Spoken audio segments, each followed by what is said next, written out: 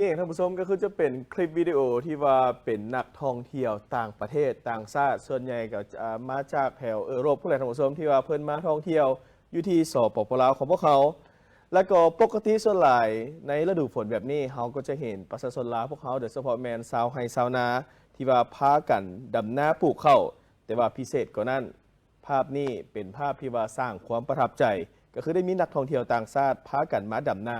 แบบคนลาวท่านผู้ชมแล้วก็แต่ละคนนี่ดำน้าเก่งกันหลายสังเกตจาก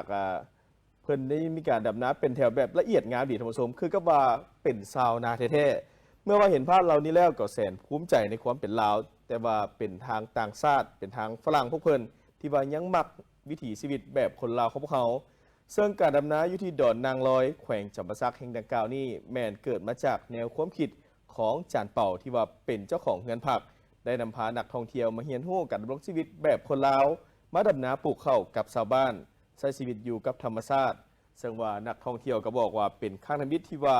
ได้ดำนาแบบนี้แล้วก็รู้สึกดีใจหลายบางคนท่านผู้ชมมาจากประเทศผู้แหละฝรั่งแน่จากเยอรมันแน่หรือว่าจากอินโดนีเซียแต่ว่าได้มาอยู่ลาวแล้วก็รู้สึกประทับใจหลายแล้วก็อยากจะดำรงชีวิตแบบลาวๆเจ้าของบ้านพักเพิ่นจัดให้เลยท่านผู้ชมพานักท่องเที่ยวกลุ่มดังกล่าวไปดำนาแบบในวันที่ 4 กรกฎาคม 2026 ที่ผ่านมานี่คณะสงฆ์วัดโซคำเมืองไซเสถานครหลวงจันทร์นำโดยพระอาจารย์บุญบุตรวงศ์เจ้าอธิการวัดโซคำเมืองไซเสถานครหลวงจันทร์พร้อมด้วยคณะเจ้าศรัทธาและญาติโยมได้จัดขบวนถวายปึ้มพระไตรปิฎกผ้าไตรจีวรเทียนพรรษา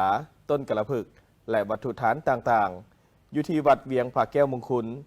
ซึ่งวัดแห่งดังกล่าวนี้มีโรงเรียนมัธยมศึกษาสงฆ์เมืองทุรคมแขวงเวียงจันทร์โดยได้รับการต้อนรับจากพระอาจารย์เพชรสมรวิไลแก้วเจ้าอธิการวัดเวียงผาแก้วมงคลพร้อมทางเลขาพักบ้านนายบ้านพร้อมด้วยญาติโยมพุทธศาสนิกชนเข้าร่วมอย่างพร้อมเพรียงพวกเขามีเสียงสัมภาษณ์ของพระอาจารย์บุญบุตรวงศ์เจ้าอธิการวัดโซคำมานำเสนอกันวันบุญเขาพรรษาจะมาฮอดดังนั้นอาตมาจึงได้นำพาคณะเจ้าภาพเจ้าศรัทธา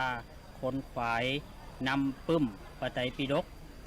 2 ฉบับซึ่งเป็นภาษาลาวและภาษาบาลีได้น้อมนำมาถวายที่วัดเวียงพระแก้วมงคลที่หอไตรปิฎกนี้นอกจากนั้นแล้วก็ยังมีเทียนพรรษาผ้าอาบน้ำฝนและวัตถุทานทั้งหลายทั้งมวล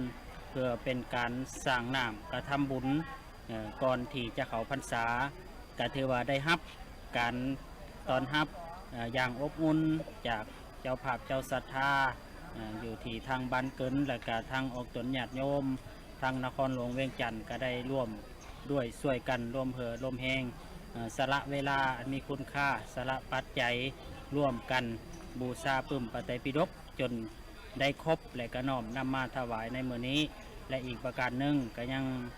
เห็นถึงความสำคัญว่าปึ้มพระไตรปิฎกมีความสำคัญเพราะว่าในปึ้มพระไตรปิฎกนั้นมีธรรมะคำสอนของพระพุทธเจ้าที่เฮาทานทั้งหลายบ่ว่าจะเป็นพระเจ้าพระสงฆ์บ่ว่าจะเป็นญาติเป็นโยมนี่ต้องได้การศึกษาทำเฮียนได้ท่องได้อ่านเพื่อเป็นบอนอิงในการนำไปเผยแพร่ในการนำไปเทศไปสอนไปกล่าวให้แก่คนรุ่นใหม่ได้ศึกษาได้หำได้เฮียนเพราะว่าพุทธศาสนาจะดำรงคงมันได้ก็ย่อมมีหลักธรรมวินัยมีครูบาอาจารย์มีออกตนญาติโยมอุปสกอุปสิกาเป็นผู้อุปถัมภ์คำสู่ดังนั้นในมื้อนี้จึงถือว่าเห็นได้ถึงแห่งศรัทธาของออกตนญาติโยมทางไกลทางไกลที่มีต่อพุทธศาสนาได้พร้อมกันสละจตุปัจจัยได้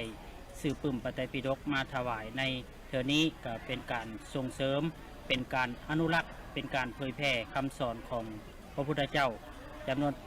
84,000 มัทธบขันธ์ให้ดำรงคงมั่นสู่ชาวโลกสู่ชาวพุทธเฮาได้ศึกษาหำเฮียนและนำไปใส่ในชีวิตประจำวันสำหรับปึ้มพระไตรปิฎกเป็นคำสอนอันสูงสุดของพระพุทธศาสนาที่ว่าร่วมเอาพระธรรมและก็พระวินัยอย่างครบถ้วนเป็นรากฐานสำคัญในการศึกษาค้นคว้าประพฤติปฏิบัติและก็เผยแพร่หลักธรรมคำสอนของพระสัมมาสัมพุทธเจ้าให้ดำรงยังคงอยู่ต่อไปการถวายปึ้มพระไตรปิฎกแก่วัดจึงนับว่าเป็นมหากุศลอันยิ่งใหญ่ เพราะว่าเป็นการสืบทอดพระพุทธศาสนาส่งเสริมให้พระสงฆ์สามเณรได้นำไส้เป็นบอนอ้างอิงในการศึกษาพระธรรมวินัยรวมทั้งเป็นประโยชน์ให้แก่พุทธศาสนิกชนผู้ที่ว่าสนใจศึกษาหลักธรรมเพื่อนำไปประยุกต์ใช้ในการดำเนินชีวิตและก็สร้างความสงบสุขให้แก่สังคมในโอกาสดังกล่าวนี้คณะเจ้าศรัทธาได้ร่วมกันประกอบส่วนซื้อปึ้มภาษาบาลีมูลค่า20 ล้านกีบและก็ยอดปัจจัยรวมทำบุญรวมทั้งหมด21 ล้านกีบเพื่อว่าเป็นพุทธบูชาและส่งเสริมการศึกษาพระธรรมวินัยอีกด้วยนอกจากนั้นพวกเขายังมีเสียงสัมภาษณ์ของพระอาจารย์เพชรสมรวิไลแก้วเจ้าอธิการวัดเวียงพระแก้วมงคลมานำเสนออีกด้วยสำหรับอาตมานอนในนามเจ้าอธิการวัดเวียงพระแก้วมงคลที่ได้รับศรัทธาญาติโยมมาแต่นครหลวงเวียงจันทร์โดยเฉพาะจากคณะพระอาจารย์บุญพุทธวงศ์เจ้าอธิการวัดโศกคำพร้อมด้วยองค์การจัดตั้งบ้านเฒ่าแก่แนวโฮมบ้านโศกคำนำพาคณะเจ้าภาพเจ้าศรัทธาได้มาถวายปื้มพระไตรปิฎกพร้อมด้วยพระไตรจีวรเทียนพรรษาและวัตถุทานทั้งหลายที่พวกทานได้นำมาก็เป็นการทำบุญก่อนเข้าพรรษาเนาะจะมาถึงการเดือนนี้ก็สำเร็จเสร็จสิ้นพิธีการถวายในนามอาตมาขน้อยเองในนามเจ้าหน้าที่การวัดขอบอกขอบใจอนุโมทนาบุญนำเจ้าภาพเจ้าศรัทธาที่ได้เห็นความสำคัญในการมาถวายปื้มพระไตรปิฎกเพื่อให้พระสงฆ์องค์เน้นอยู่ภายในวัดได้ศึกษาหำเหียนพระธรรมวินัยศึกษาพระไตรปิฎกเพื่อเป็นประโยชน์แก่พระสงฆ์องค์ข้าเจ้าแก่ศรัทธาญาติโยมอยู่ที่บ้านเกินเรือโดยเฉพาะกลุ่มวัดเวียงพระแก้วนอกนั้นก็ได้นำเอาวัตถุปัจจัยมาถวายเพื่อเป็นการสร้างวัดวาศาสนาทนุบำรุงวัดวาศาสนาให้เจริญก้าวหน้าสืบไปก็ขออนุโมทนาบุญขอบใจนำพ่อแม่ครูบาอาจารย์และศรัทธาญาติโยมอีกชนึงที่ให้ความสำคัญในการเผยแพร่พระไตรปิฎกฉบับลาวเพื่อให้พระลูกพระหลานเนนพระหนุ่มเนนน้อยที่ได้มาบวชศึกษาเฮียนฮู้ได้นำเอาพระไตรปิฎกนั้นไปศึกษาพระธรรมคำสอนเพราะว่าจะเป็นวินัยปิฎกเนาะพระสุตตันตปิฎกแล้วก็พระอภิธรรมปิฎกเพื่อสดับสติปัญญาให้แก่พระสงฆ์องค์ข้าเจ้าและศรัทธาญาติโยมพุทธศาสนิกชนให้ได้ศึกษาเหียนฮู้สืบไปก็ขอขอบใจนมัสการเจริญพรสาธุถือว่าเป็นอีกหนึ่งพิธีท่านผู้ชมที่ว่ามีความหมายความสำคัญทางด้านพระพุทธศาสนาและก็สามารถสร้างบรรยากาศที่ว่าเบิกบานม่วนซื่นพร้อมทางส่งเสริมวัฒนธรรมอันดีงามของชาติอีกด้วยในวันที่ 4 กรกฎาคม 2026 ที่ผ่านมานี้คณะสงฆ์วัดโซคำเมืองไซเสถานครหลวงเวียงจันทร์นำโดยพระอาจารย์บุญบุตรวงศ์เจ้าอธิการวัดโซคำเมืองไซเสถานครหลวงเวียงจันทร์พร้อมด้วยคณะเจ้าศรัทธาและญาติโยม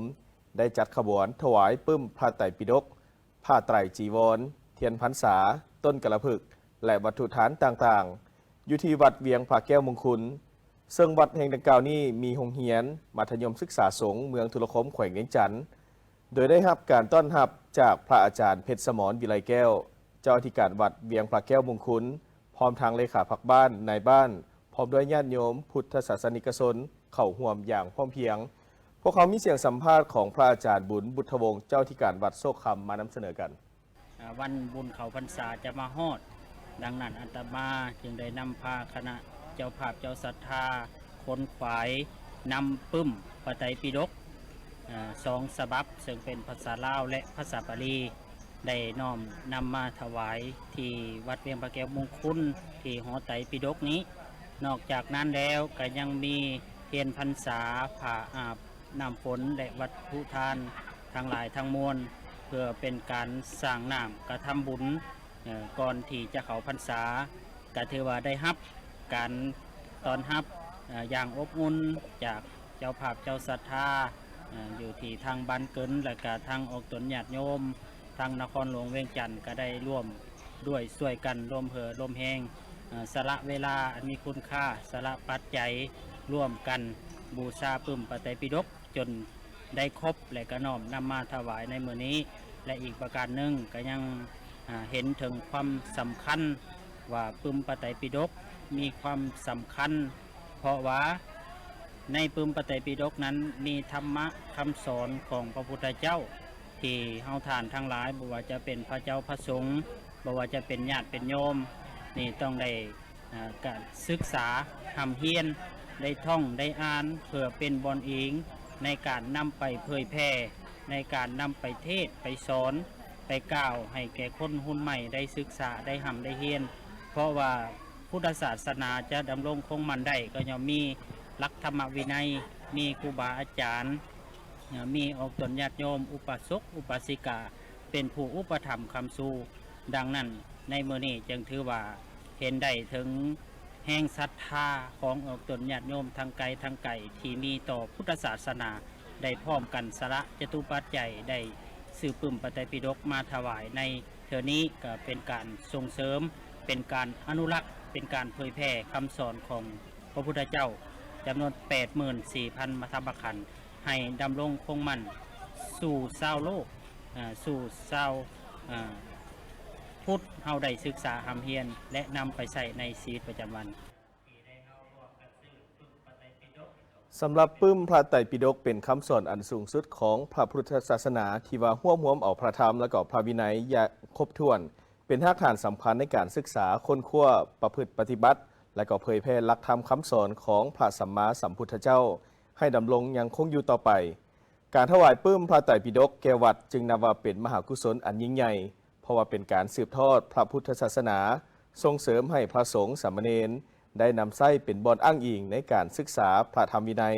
รวมทั้งเป็นประโยชน์ให้แก่พุทธศาสนิกชนผู้ที่ว่าสนใจศึกษาหลักธรรมเพื่อนำไปประยุกต์ใช้ในการดำเนินชีวิตและก็สร้างความสงบสุขให้แก่สังคมในโอกาสดังกล่าวนี้คณะเจ้าศรัทธาได้ร่วมกันประกอบส่วนซื้อปึ้มภาษาบาลีมูลค่า20 ล้านกีบและก็ยอดปัจจัยรวมทำบุญรวมทั้งหมด21 ล้านกีบเพื่อว่าเป็นพุทธบูชาและส่งเสริมการศึกษาพระธรรมวินัยอีกด้วยนอกจากนั้นพวกเขายังมีเสียงสัมภาษณ์ของพระอาจารย์เพชรสมรวิไลแก้วเจ้าอธิการวัดเวียงพระแก้วมงคลมานำเสนออีกด้วยสำหรับอาตมาเนาะในนามเจ้าธิการวัดเวียงพระแก้วมงคลที่ได้รับศรัทธาญาติโยมมาแต่นครหลวงเวียงจันทร์โดยเฉพาะก็จากคณะพระอาจารย์บุญพุทธวงศ์เจ้าธิการวัดโศกคำพร้อมด้วยองค์การจัดตั้งบ้านเท่าแก่ในโฮมบ้านโศกคำนำพาคณะเจ้าภาพเจ้าศรัทธาได้มาถวายปึ้มพระไตรปิฎกพร้อมด้วยพระไตรจีวรเทียนพรรษา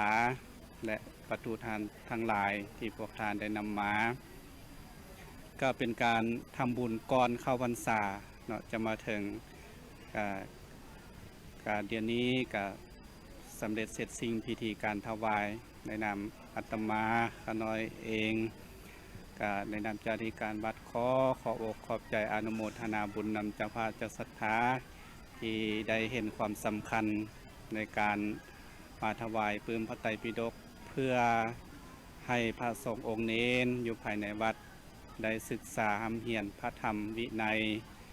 ศึกษาพระไตรปิฎกเพื่อเป็นประโยชน์แก่พระสงฆ์องค์ข้าเจ้าแก่ศรัทธาญาติโยม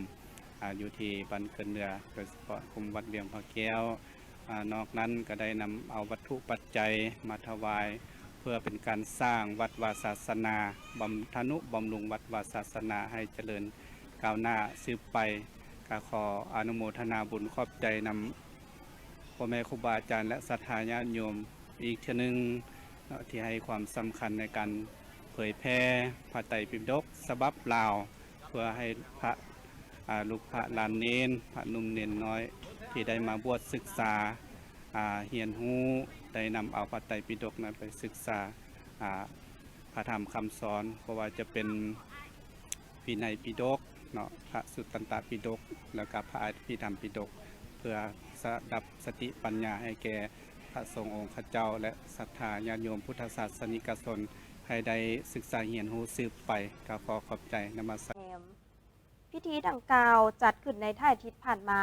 ภายใต้การเป็นประธานของทานนางทัดดาวอนศรีเกษมเคียมของหัวหน้าแผนกอุตสาหกรรมและการค้านครหลวงเวียงจันทร์ มีเจ้าของสิทธิ์ทรัพย์สินทางปัญญาและบริษัทตัวแทนเข้าร่วมท่านนางทัตตาวรศรีเกษมเทียมได้รายงานว่าในระยะผ่านมาคณะกรรมการได้เอาใจใส่ติดตามกวดกาการละเมิดทรัพย์สินทางปัญญาอยู่ณนครหลวงเวียงจันทร์เป็นปกติตามคำห้องของเจ้าของสิทธิ์ทรัพย์สินทางปัญญาโดยเฉพาะได้ลงติดตามกวดกาสินค้าลอกเลียนแบบสินค้าปลอมแปลงสินค้าที่ละเมิดเครื่องหมายการค้าทั้งเป็นสินค้าที่ละเมิดต่อกฎหมายทรัพย์สินทางปัญญาซึ่งได้ลงจัดตั้งปฏิบัติระยะปี 2025 หา 2026 รวมมีทั้งหมด 7 เครื่องหมาย 13 เป้าหมาย รวมสินค้าที่ยึดมาทำลายทั้งหมดมีคือ เครื่องหมายโกโยประเภทอะไหล่รถลูกปืนรถจำนวน 25,955 อัน เครื่องหมายไฮโนตะประเภทเครื่องจักรรถไถนาจำนวน 4 เครื่องหมายคูโบตาประเภทเครื่องจักรรถไถนา 1 เครื่องหมายฮันติงประเภทเครื่องใช้บริการโรงแรมหวีผ้าปูบ่อนนอนซุปหมอนสบู่ยาถูแคลผ้าเซ็ตโตผ้าเซ็ตหน้าเครื่องหมายดับเบิลบิ๊กบันประเภทอะไหล่รถไถนาจำนวน 181 อันเครื่องหมายหัวเว่ยแป้งและหยิบแซงประเภทมีหมาล่าถังจำนวน 1,750 แกะรวมมูลค่าทั้งหมด500 ล้าน 50,000 กีบสำหรับการจัดสรรเงินประมาณปัญหาตกสารกฎหมายอาการจากคนสื่อคน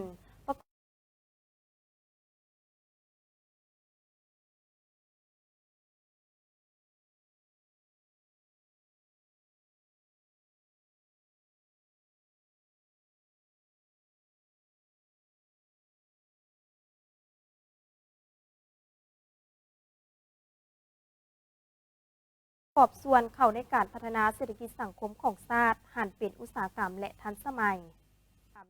เมื่อนี้เนาะพวกเขาได้ร่วมกับคณะกรรมการคุ้มครองติดตามกฎการเรื่องงานทรัพย์สินทางปัญญาและก็บริษัทตัวแทนเจ้าของทรัพย์สินทางปัญญาและเจ้าของเครื่องหมายการค้าเนาะได้จัดพิธีทำลายสินค้าที่ละเมิดทรัพย์สินทางปัญญาโดยการปลอมแปลงลอกเลียนแบบเครื่องหมายการค้าของคูโบต้าฮีโนต้าดับเบิลปิกันโคโยฮันติงหัวเว่ยฟางและหยีเซิงรวมมีประเภทลูกปืนรถอย่างตีนรถอะไรรถไถนาเดือดตามประเภทมีมาล่าถังและก็เครื่องบริการโรงแรมเส้นพวกหวีผ้าห่มซบหมอนซึ่งในระยะผ่านมาเนาะพวกเราได้ดำเนินการร่วมกับคณะกรรมการกฎการคุ้มครองงานทรัพย์สินทางปัญญาดำเนินการกวดกาเนาะแต่ในปี 2025 หา 2026 เนาะซึ่งรวมมีทั้งหมดหัน7 เครื่องหมายซึ่งมีมูลค่าสินค้าที่นำมาทำลายมื้อนี้รวมมูลค่าทั้งหมดแม่น505 ล้านกับ50,000 กีบเนาะสำหรับรูปแบบการทำลายของพวกเขามื้อนี้เนาะหมายความว่าสำหรับเครื่องหมายการค้าดับเบิลบิ๊กกันเนาะประเภท